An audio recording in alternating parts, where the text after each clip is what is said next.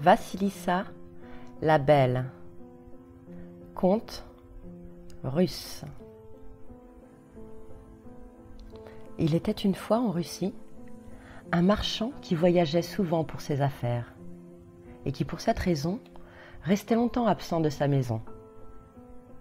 Ce marchand avait une belle épouse qu'il aimait tendrement et une petite fille nommée Vassilissa, qui avait à peine 8 ans, mais qui était déjà aussi belle et aussi bonne que sa maman.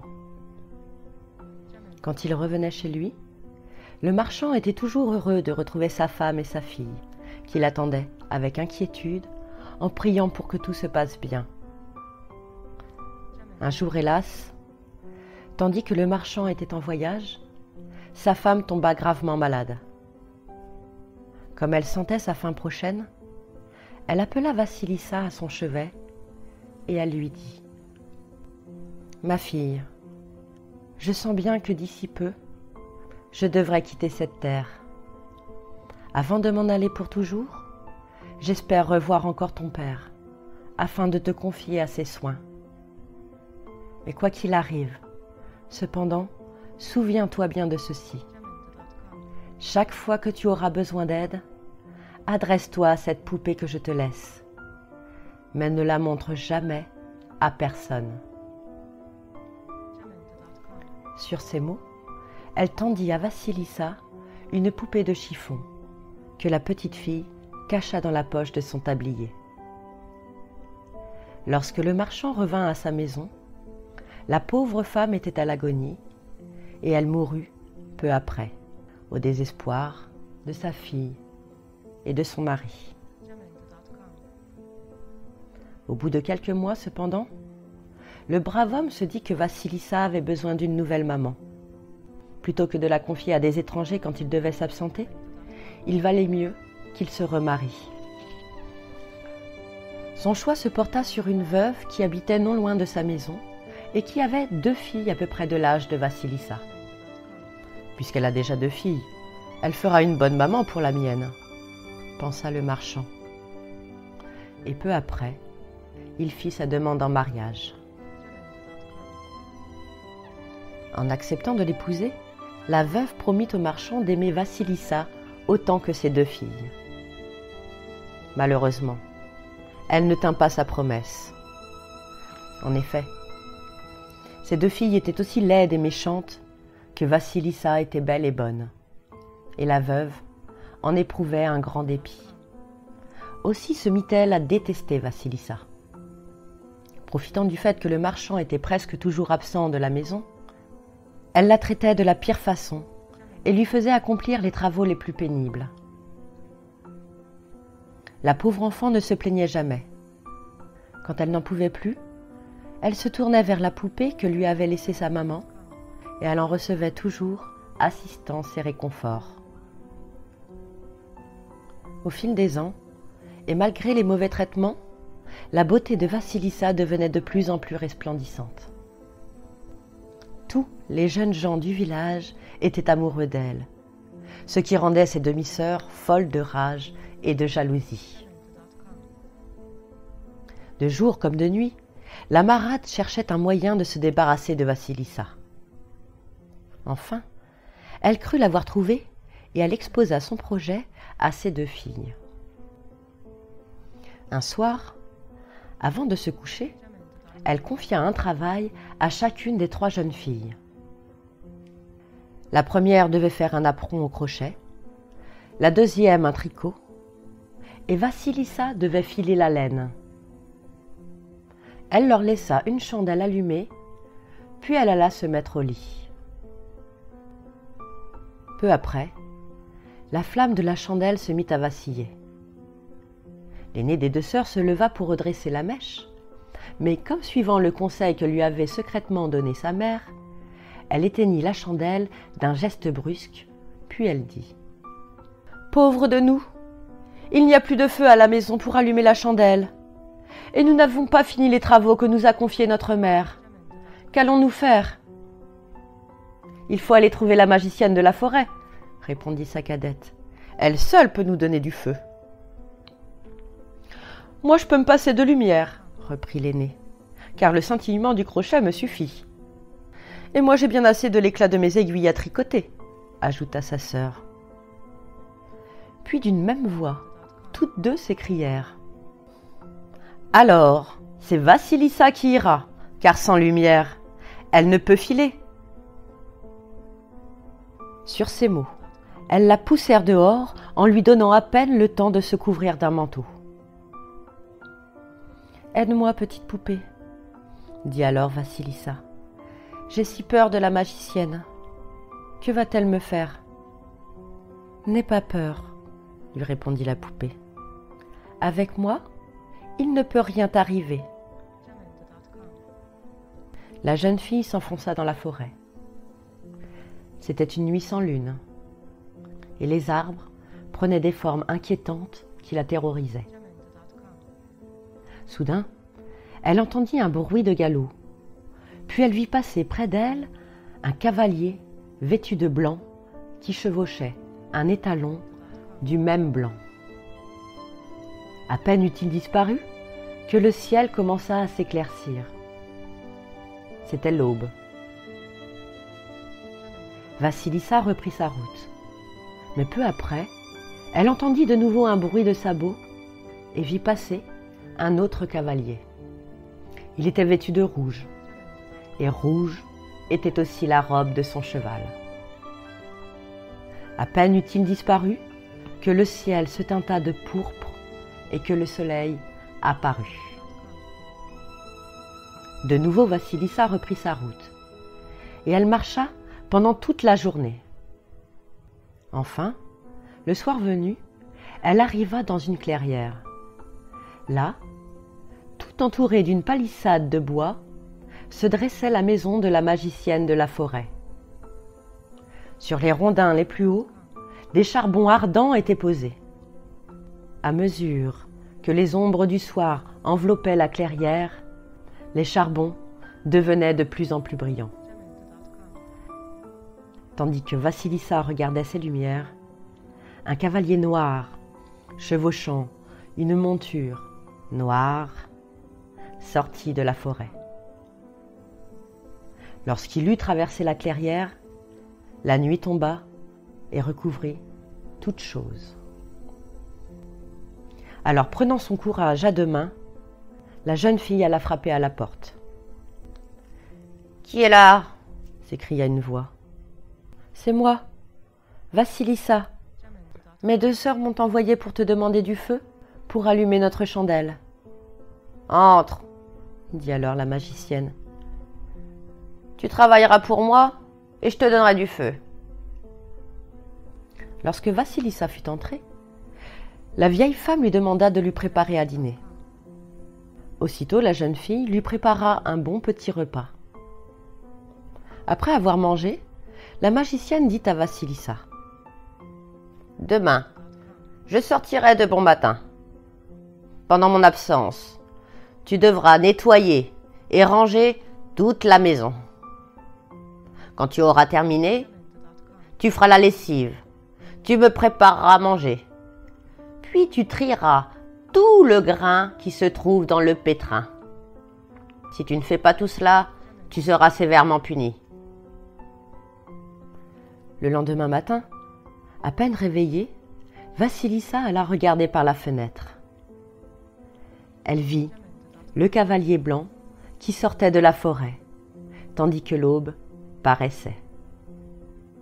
Plus tard, avec les premiers rayons du soleil, elle aperçut le cavalier rouge. Alors, d'une fenêtre du premier étage, la vieille femme s'envola dans le ciel sur son balai de sorcière. Avant de se mettre au travail, Vassilissa demanda conseil à sa poupée et celle-ci lui répondit : « Assieds-toi un instant, ma belle. » La jeune fille obéit et avec émerveillement, elle vit toute la maison qui changeait d'aspect, se nettoyant et se rangeant toute seule. Sur le feu, pendant ce temps, les marmites fumaient et dans le pétrin, le grain s'agitait comme s'il avait été trié par des mains invisibles. À la tombée du jour, Vassilissa mit la table, puis elle attendit le retour de la magicienne. Peu après, par la fenêtre, elle vit passer le cavalier noir. À peine eut-il disparu que le ciel s'obscurcit. Sur la palissade, les charbons ardents se mirent à briller plus intensément.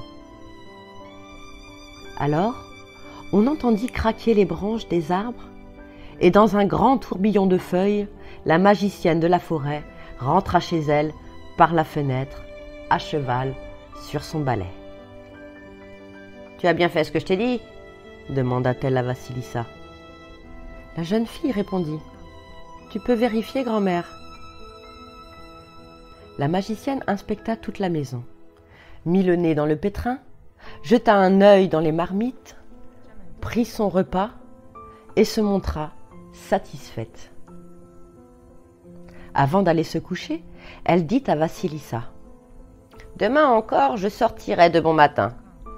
Tu feras les mêmes travaux qu'aujourd'hui, mais cette fois dans le pétrin, tu trouveras des graines de pavot. Je veux que tu les nettoies en veillant à n'en perdre aucune. » Le lendemain, les choses se répétèrent de la même façon. Et grâce à la poupée, Vassilissa exécuta tous les travaux demandés. À son retour, le soir venu, la magicienne l'interrogea. « Tu as tout fait ?»« Tu peux vérifier, grand-mère, » répondit la jeune fille. Après avoir inspecté toute la maison, la magicienne se mit à dîner. Comme Vassilissa restait debout près de la table, la vieille lui demanda « Pourquoi restes-tu ici ? Qu'attends-tu de moi ?»« Si cela ne te dérange pas, je voudrais te poser quelques questions, » dit la jeune fille. « Pose-les toujours et je verrai si je peux te répondre. » « En venant chez toi, j'ai croisé un cavalier blanc. Qui était-ce ? » ?»« C'était le cavalier de l'aurore, » répondit la magicienne. « Plus tard, j'ai aperçu un cavalier rouge. »« C'était le cavalier du soleil. » Enfin, le soir venu, j'ai vu passer un cavalier noir. »« C'était le cavalier de la nuit. Tous trois sont mes fidèles serviteurs. » Satisfaite par ces réponses, la jeune fille se tut.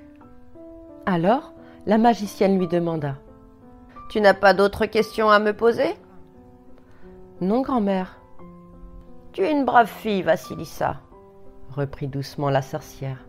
« Tu ne ressembles pas à tes deux sœurs. Ces deux-là sont aussi laides que méchantes. Maintenant, je vais te donner le feu qu'elle t'avait envoyé chercher. Puis tu pourras rentrer chez toi. » Sur ces mots, elle sortit de la maison, s'approcha de la palissade, prit un morceau de bois avec un charbon ardent et le tendit à Vassilissa en lui disant « Adieu petite et bonne chance. » La jeune fille la remercia, puis elle prit le chemin de sa maison. À la lumière du charbon ardent, elle traversa rapidement la forêt, courant sans jamais se lasser toute une nuit et tout un jour durant. Lorsqu'elle arriva chez elle, sa marâtre et ses demi-sœurs lui firent grande fête et lui dirent « Nous n'avons toujours pas de feu, nous n'avons pas réussi à rallumer nos bougies. Nos voisins nous ont donné du feu, mais il s'éteignait tout le temps. Voyons si le tien brûle bien. » Vassilissa alluma les chandelles avec son charbon ardent, et la lumière emplit la pièce. Les flammes ne s'éteignaient point. Mais chaque fois que la marâtre et ses deux filles s'en approchaient, leurs vêtements prenaient feu et elles risquaient de mourir brûlées.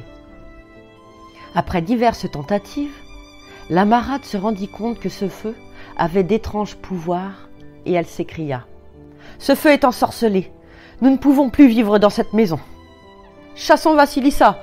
suggéra sa fille aînée. « Ce feu, c'est elle qui l'a apporté. Si nous la chassons, nous resterons dans l'obscurité, » fit observer la cadette. « Il vaut mieux partir, » reprit la marâtre.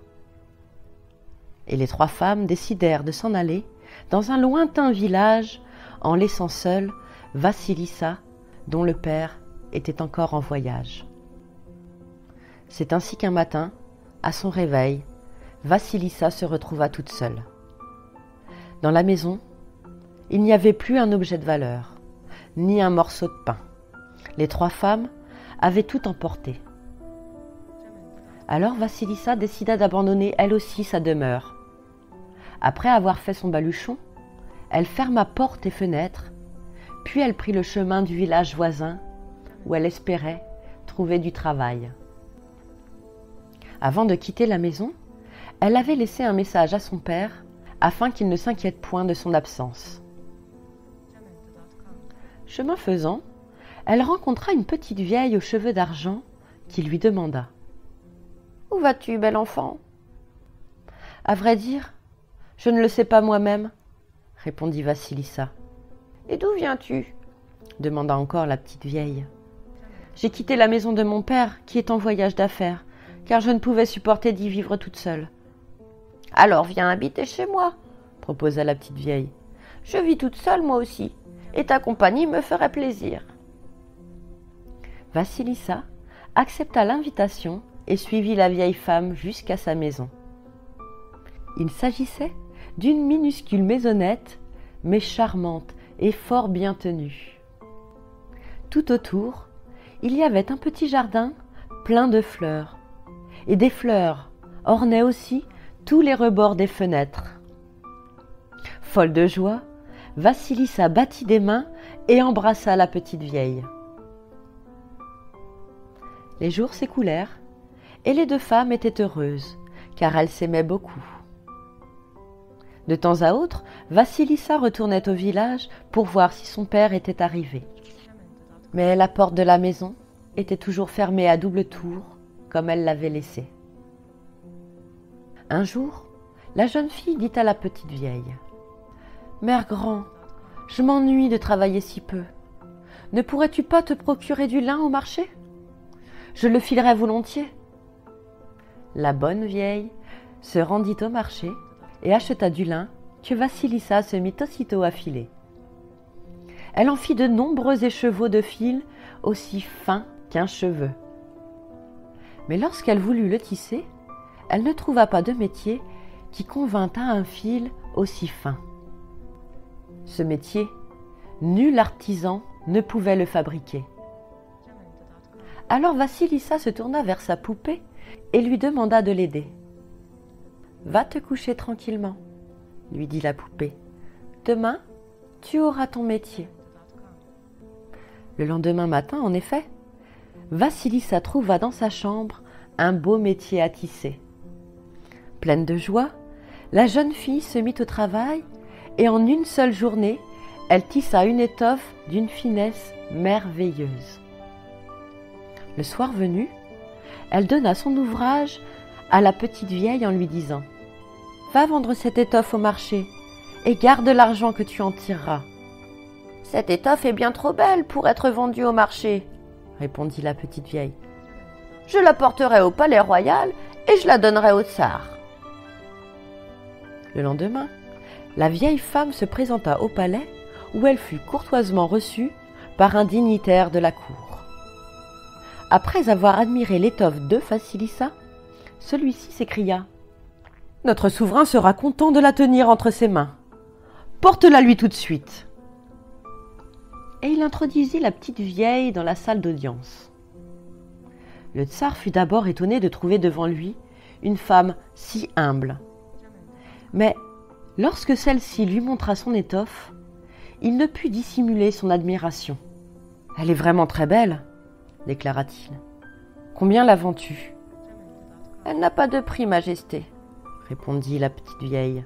« C'est un cadeau que je vous fais. » Le tsar en fut vivement ému, et il ordonna à son dignitaire de raccompagner la femme chez elle dans un carrosse rempli de présents.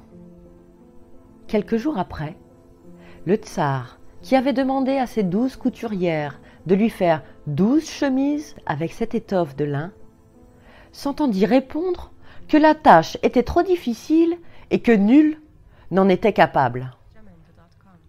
Alors, le souverain envoya chercher la petite vieille Et lorsqu'elle fut devant lui, il lui parla ainsi.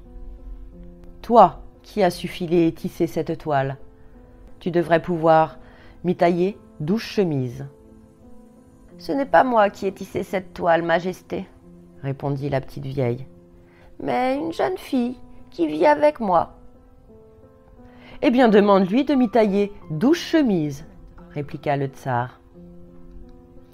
La petite vieille obéit et rapporta l'étoffe chez elle. Aussitôt, Vassilissa se mit au travail. Avec l'aide de sa poupée, elle tailla et cousit 12 chemises qui étaient si belles qu'on eût dit l'ouvrage d'une fée. Le travail achevé, la petite vieille s'empressa de la porter au souverain. Lorsqu'il vit ce splendide ouvrage, le tsar n'en crut pas ses yeux et il s'écria « Faites atteler mon carrosse. Je veux aller voir tout de suite cette personne aux doigts de fée. » Pendant ce temps, Vassilissa avait revêtu une robe merveilleuse que sa poupée lui avait procurée, car elle pressentait un grand événement. Dès que le tsar vit la jeune fille, il tomba amoureux d'elle et la demanda en mariage. Comme il était beau et bon, Vassilissa accepta, à condition de pouvoir garder près d'elle la petite vieille et son père, qui arriva quelques jours après. Le marchand fut bien surpris d'apprendre tout ce qui s'était passé en son absence. Mais il ne regretta point la perte de sa seconde épouse. Quant à Vassilissa la belle, elle fut une tsarine heureuse et plus jamais elle n'eut besoin de demander secours à sa poupée. Merci de m'avoir écouté.